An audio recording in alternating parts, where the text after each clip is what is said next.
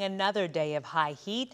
Not quite as hot as we've seen this week, but we're talking a few degrees. Meteorologist Maya Ruiz has your forecast, and our heat index is still going to be above 100, right? Yeah, and it'll be above 100 for a big portion of the afternoon, Kara. But right now, huge difference from yesterday at this point.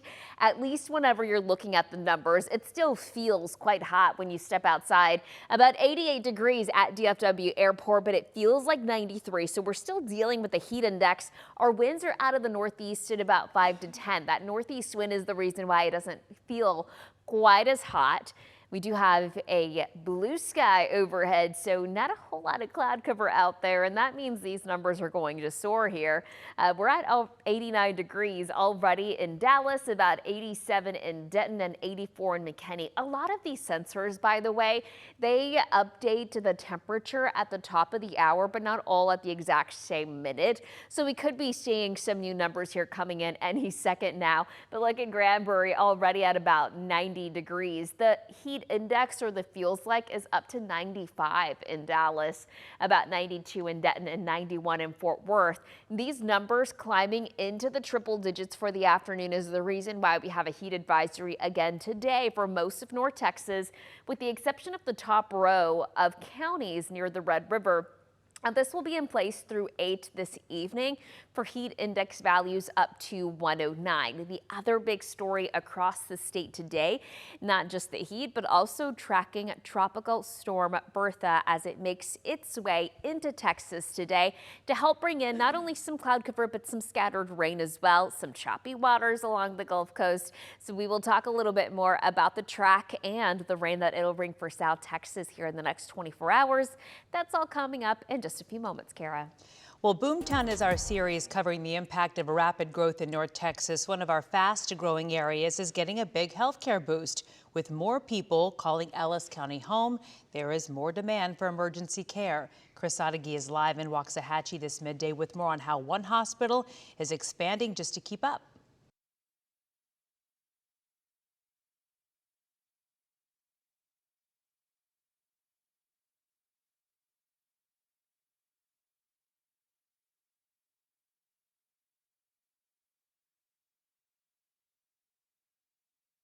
Expansion in Ellis County, and for many of those areas south of I-30, this hospital serves. Because of the growth in the area, this hospital's been operating over their capacity, but this new tower will add 61 new hospital beds and expanded NICU and emergency room space. Ellis County's population has grown 24% in just the last 6 years since the 2020 census. A growing population means the need for growing services.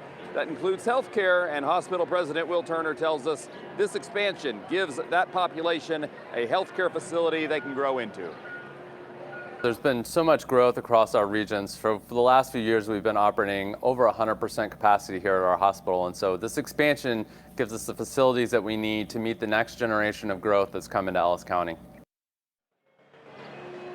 So the ribbon cutting at just moments away, and then they'll be ready to treat the first patients here at this new tower starting sometime in early August.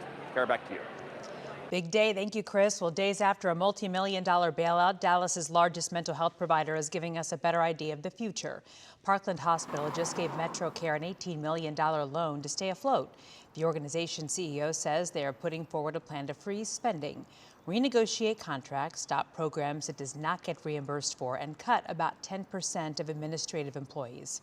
Metrocare helps nearly 50,000 people every year. This morning, a North Texas community is remembering a postal worker who died along his route. Family, friends, his colleagues will gather today for his funeral. Natalie Haddad has more on the death of this Little L mail carrier and how it's raising concerns about working in extreme heat. Umesh Kamarthakar was a beloved mail carrier here in Little Elm, and today friends, family, his community will lay him to rest. The car died on Monday while delivering mail on Thornhill Drive. His death remains under investigation, but neighbors say he collapsed as the heat index climbed above 100 degrees. The Little Elm Fire Department told WFAA crews responded just after 2 p.m. and neighbors say they saw first responders performing CPR. The car did not survive. And while no official cause of death has been released, neighbors say the extreme heat has made working outside, just as the car did, especially difficult. It's brutal. Like I go in at 2 o'clock in the morning and I walked out and it's just ridiculous. In a statement from the U.S. Postal Service, a spokesperson said it is deeply saddened by the tragic loss and the Little Elm, Maine post office is investigating what happened. While heat has not been a confirmed factor in the car's death, North Texas has seen similar tragedies. In 2023, Dallas mail carrier Eugene Gates also passed away while delivering mail. There was an extreme heat warning in place at that time. His cause of death was determined to be cardiovascular disease and high body temperature. At that time, OSHA also fined the U.S. Postal Service, citing unaddressed safety hazards. In Little Elm, I'm Natalie Haddad. Oil prices spiking as fighting continues in the Middle East between the U.S. and Iran. Brent crude is fluctuating near $100 a barrel, the U.S. benchmark moving around $90 mark. AAA says regular gas is averaging $4.09 a gallon, and diesel is now at $5.21. So our prices here are sitting around $3.76 this morning. U.S. forces did launch more strikes targeting Iran overnight, with both sides increasingly targeting civilian infrastructure. ABC's Rena Roy shows us more. Video posted online shows flames at a border crossing between Iran and Iraq, people screaming and running for safety. The U.S. has not acknowledged that specific strike, but it's the 12th straight day of attacks on Iran. CENTCOM releasing this video saying the U.S. struck Iranian military targets overnight. Human rights activists in Iran say there's been nearly 3,700 Iranian casualties since February. We do it because we have to do it, because we cannot let Iran have a nuclear weapon. Meanwhile, Iranian-backed militants in Yemen taking aim at 2 Saudi oil tankers in the Red Sea in an attempt to block international shipping, choking another key waterway that could have ripple effects for the world economy. President Trump saying the U.S. will inflict, quote, major military punishment on Iran and the Houthis if the attacks continue. Iran also threatening tankers in the Strait of Hormuz. They will pay a very heavy price for the things they're doing. They're already paying a very heavy price. They're probably not ready to do a deal yet, but they will be soon, because the price they're paying is very high despite their tough talk. Trump warning that for every Iranian strike on a ship in the Strait of Hormuz, the U.S. will bomb and destroy one bridge or power plant inside Iran. Deliberately targeting civilian infrastructure is a potential war crime under international law. Global oil hit $100 a barrel after Trump's comments that he will inflict military punishment, and gas prices are once again being impacted. According to Gas Buddy, the national average for a gallon of regular is more than $4, up 16 cents from last week. Rena Roy, ABC News, New York. Lockheed Martin released its second quarter earnings in a new report this morning. Fort Worth serves as the company's headquarters for its aeronautics division, building F-35 fighter jets. According to the release, sales are up 11%, over $20 billion.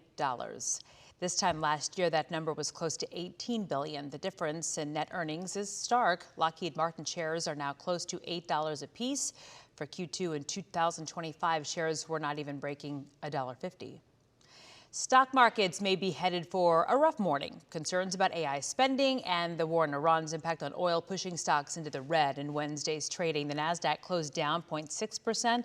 The S&P finished 0.1% down, and Dow closed essentially flat. A live look, though, at where the Dow Jones Index stands right now. And yes, once again, it looks like it is down points. A live look right now at our major airports this morning. Love Field on the left and DFW on the right. American Airlines and Southwest also released Q2 earnings reports early this morning. Transportation reporter Janelle Fort poured over the reports, and she has highlights from our newsroom. Well, hey, Kara, after listening to those earnings calls this morning, the message from both airlines was pretty consistent. Business is good, people are still flying, but it's also getting a lot more expensive to run an airline. So both airlines talked about the same 3 challenges: higher fuel costs, rising expenses across the business, and changing customer expectations. American reported a record $16.7 billion in revenue for the latest quarter, but executives say fuel cost them more than $2.2 billion more than it did a year ago. Southwest also posted record revenue at $8.4 billion, but spent nearly $900 million more on fuel than last year. So both airlines are trying to bring in more revenue per passenger, and part of that is increasing fares. For American, that means trying to catch up in profits and revenue with Delta and United by targeting higher paying premium travelers. For Southwest, it means a strategy that would have been hard to imagine just a few years ago. Things like assigned seating, extra legroom seats, bag fees, and an average one-way fare that's now about $226 a ticket, which is 21% higher than it was a year ago.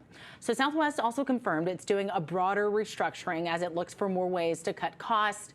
The other thing both airlines stressed today is that they are staying cautious. Executives at both companies adjusted their outlook for the months ahead, saying that there's still a lot of uncertainty around fuel prices and the economy. So while demand is holding up, they're not assuming the rest of the year will be easy. Kara, back to you. Okay, thanks for the breakdown of that, Janelle. This week, Governor Greg Abbott announced Texas as the nation's leader for job gains in June. According to the U.S. Bureau of Labor and Statistics, the state added more than 43,000 jobs. Texas also leads all states in construction jobs for June. Ranking first in annual and monthly growth over the course of a year, Texas added nearly 25,000 new construction jobs. So North Carolina placed second in annual gains with less than 16,000 additions. The expansion in Texas, though, reflects regional strength in residential building. We're not surprised to hear that. A woman's emotional post about being 52, unemployed, and struggling to find work has really struck a chord online. Her story is shedding a light on why many older women say it's a growing challenge to find a job in today's market. ABC's Elizabeth Schulze has that story. It's the midlife plot twist so many women recognize. No one wants to hire a 40-year-old has-been telling me 26.